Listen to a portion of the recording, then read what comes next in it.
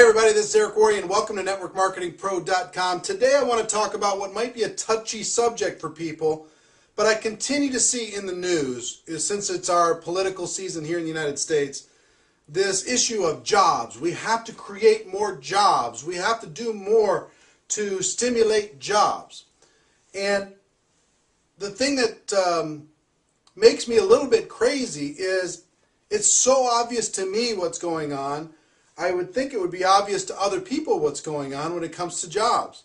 Our world has changed completely, totally, and utterly. And it's not going to go back. What people want is create something to take us back to where we were. We're not going back to where we were.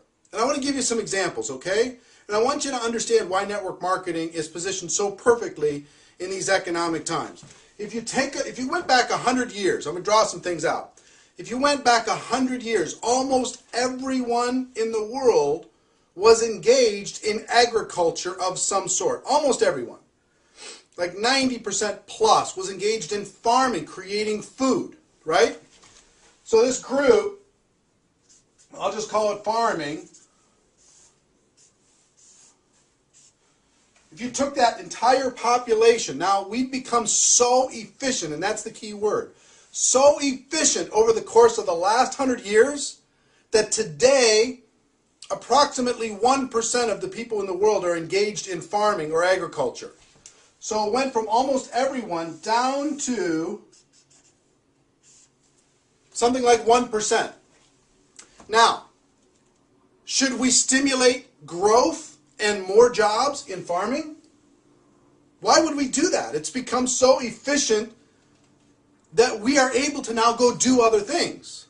We don't need to go grow our food anymore because that's being taken care of for us by this 1%.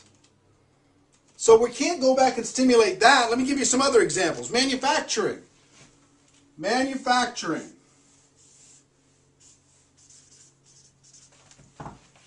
Making things has become so efficient.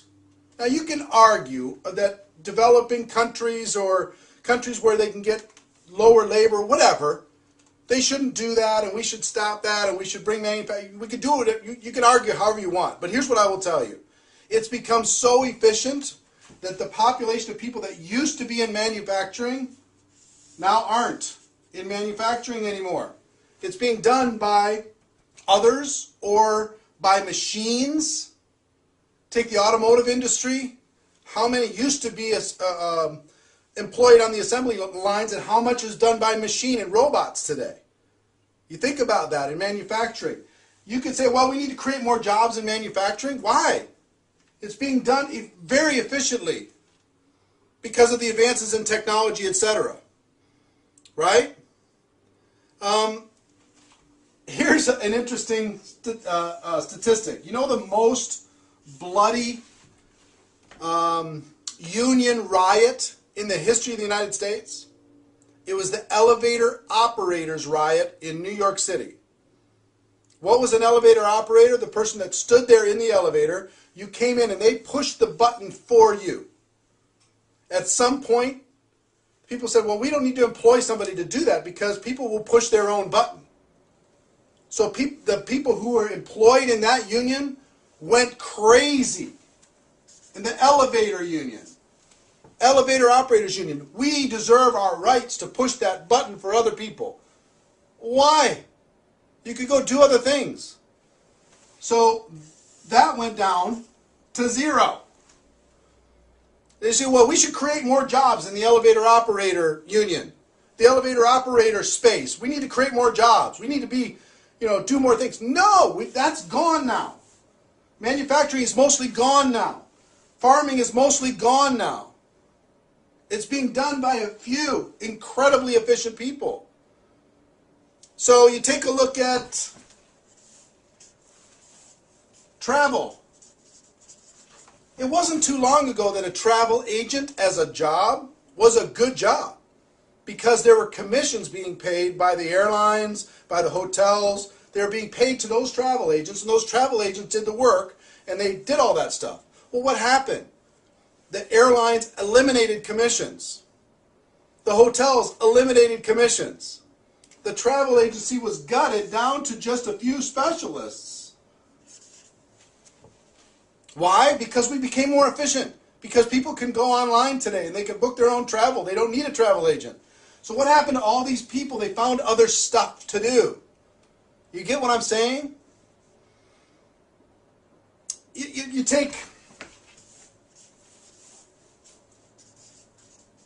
paper, not the paper business, not selling paper, but the people that had their job was moving paper, organizing paper, taking care of paper, moving stuff around and handling filing and everything else. Well, that's all electronic now today. That's going, the paper, physical paper is going away. So that's gone way down. The people involved in pushing paper around. It's being done by electronics, technology today. So those people, those jobs are gone. Gone. How many do you want me to show you? The vinyl record industry, people who worked in the vinyl record industry, that's all gone. People who worked in the CD industry, that's almost gone. People who worked in the, how many people did it take to employ in order to be able to provide iTunes? Almost nothing. Take a look at the radio business or entertainment, or let's just call it radio and newspaper. What's happened to the newspaper business? What's happened to the radio business? It's controlled by a few major players, and it's done electronically. That world has changed. Right? So here's what I got to tell you. What our politicians are saying today is, you know what? We need our educational system is stuck trying to provide people for these models. You can go get an agriculture degree today. You can go get a manufacturing degree today. You can, people try and sell you educational systems into travel or, hey, you can get in the radio or news business. Yeah, the educational system is still stuck selling this. And the politicians are trying to tell all these displaced people, you know what? It's going to be okay. So here's the reality in the United States. The reality in the United States is this. Since 2008 to today, we are minus 6 million jobs. And there's a lot of talk about what we need to do about that. Let me tell you what's going to happen. Every year from this day forward, we're going to need less jobs to do the same things that we've been used to living than we do today. Every day. Every year. We're going to need less people in different industries because of efficiency, because of technology, because of innovation. Every single day. Every single year. That 6 million is going to turn into 7, and then 8, and then 10, and then 12. And we're going to have to deal with that, in our society. But what's the solution? Here's the solution, in my opinion. The solution is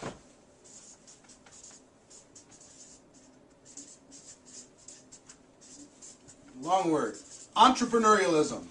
People going into business for themselves. People who are displaced out of those other places going into business for themselves. Now, what's a good business? Entrepreneurialism is one thing, and innovation is another. A good friend of mine gave me a great quote, and that quote was this: without resistance, there is no innovation. There's no need for innovation. So this resistance is going to create innovation for our entire world. And it's going to be led by these entrepreneurs who are going out there and making something happen. Now let me tell you where network marketing fits and why it's so great. We've got products and services on this side. We have consumers on this side. So traditionally you use advertising to educate consumers about these products and services. Well, advertising is becoming incredibly difficult in today's world.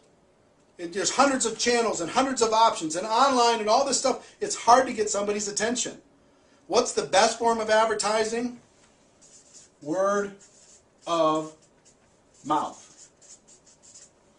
anytime the consumer needs to be educated,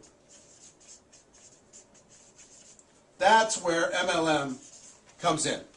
MLM helps educate consumers about products and services and connects those two worlds using word-of-mouth advertising. That's always going to be with us. There's always going to be a need, as our world changes, to educate consumers. Always. Network marketing is the best way to do that because it motivates people to educate consumers using word-of-mouth advertising on products and services. That's why we are safe. That's why we are protected. That's why we will always have a place, because consumers will always need to be educated about new products and services. And who brings more innovation to products and services than MLM? Right? So here's where we are, folks.